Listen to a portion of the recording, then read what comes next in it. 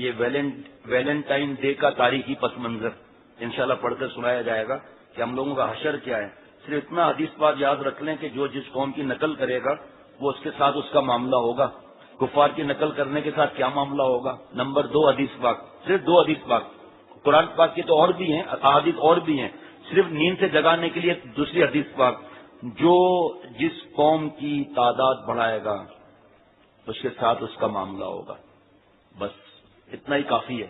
یہ Valentine day کس کی تعداد بڑھا رہے ہیں؟ پہلے آج سے 10 سال پہلے ویلنٹائن ڈے کو کتنے جوائن کرتے تھے؟ اب نیو ایئر میں کیا ہوتا ہے؟ فائر ورکس دیکھنے کے لیے کتنے جمع ہوتے ہیں، اور کتنی پابندیوں کے بعد گھر گھر کے اندر کلب کھل گئے ہیں. اللہ بچائے پروردگار.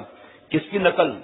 برتھ ڈے کس کی نقل؟ دیکھو، Valentine day, new year day, birthday, mehndi day, ہر بات میں ڈے ڈے ڈے. کیوں؟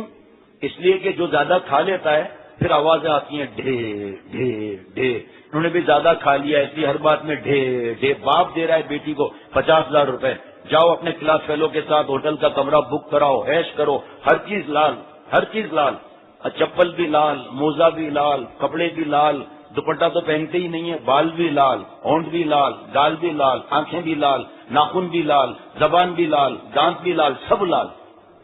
آخر میں پخانا بھی لال نکلے گا. کیا کریں؟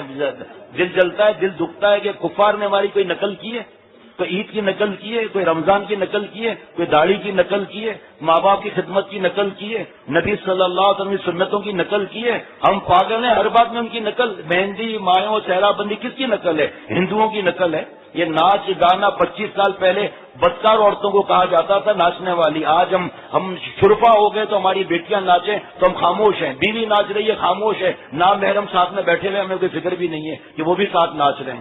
بڑے اپنے آپ کو سمجھتے ہیں کہ ترقی ہو گئی. ترقی نہیں ہے، تنزلی ہے. یہ لو بھائی.